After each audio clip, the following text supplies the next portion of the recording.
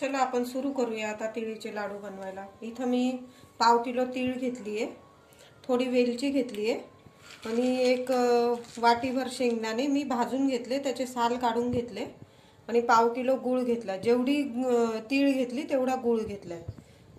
आता मी कढई गरम करून घेतलीये, त्यात आपण सगळी तीळ भाजून घेऊया। तीळ छान मंद आचेवर खरपूस भाजून घ्यायची आपण आता।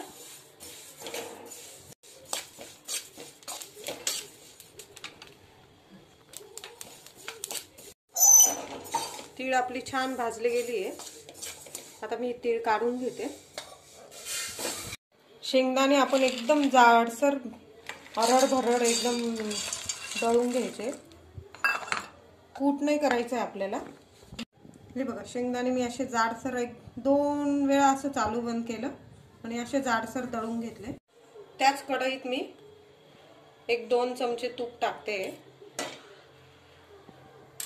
लगेच आपण गूळ टाकूया।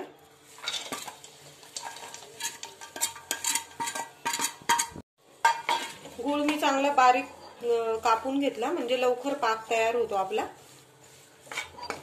मी पाव किलो तिळीचे लाडू बनवते। तुमच्या घरात जास्त लोक असतील तर तुम्ही सगळी क्वांटिटी वाढवू शकता।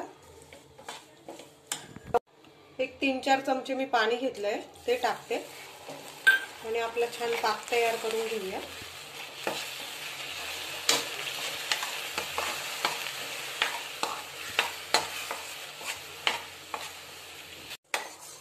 आपला पाक छान होतोय, 2-3 मिनिटं आपण अजून करून घेऊया।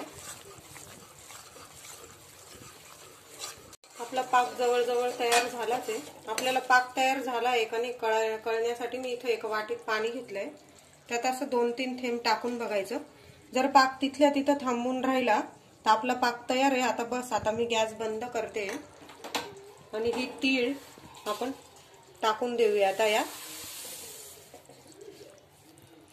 थोडी वेलची पूड आहे मी घेतलेली, तुम्हाला आवडत असेल तर टाका। इथं शेंगदाणे मी जरा जाडसर दळून घेतले, ते पण टाकले। अगदी वेळ न घालवता हे आपण सगळं मिक्स करायचं लगेच।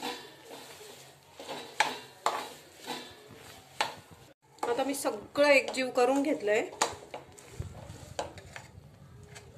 आणि 1-2 मिनिटं यातली थोडी वाफ जाऊ देऊया, कारण आपले हात पण वाचवायचे आपल्याला। जास्त पण थंड नाही करायचं।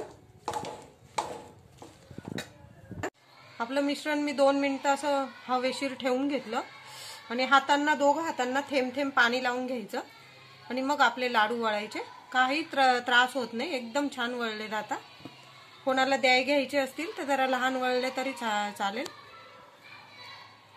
काहीच नाही, चिटकत सुद्धा नाही। तुम्ही बघू शकता, आपण पिवळा गूळ वापरल्यामुळे आपले पिवळसर लाडू झाले। तुम्ही काळा गूळ वापरला चिक्कीचा तरी चालेल। थोडं पाण्याचा बोट घ्यायचा आणि हळूच मिश्रण घ्यायचं। मिश्रण गरम असतं, कोणी मोठे असतील घरात तर त्यांची मदत घेतली तरी चालेल। आपल्या आवडीनुसार जरा लहान मोठे लाडू वळा तुम्ही, अजिबात हाताला चिटकणार नाही।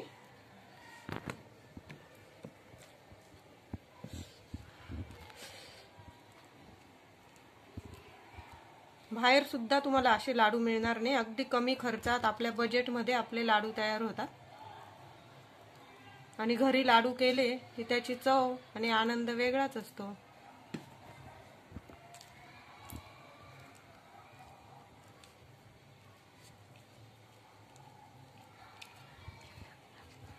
मी आता सगळे असे लाडू वळून मग तुम्हाला दाखवते। चला, मी सगळे लाडू तयार करून घेतले। आपली कढई बघा, एक तीळ सुद्धा आपल्या कढईला चिटकले नाही।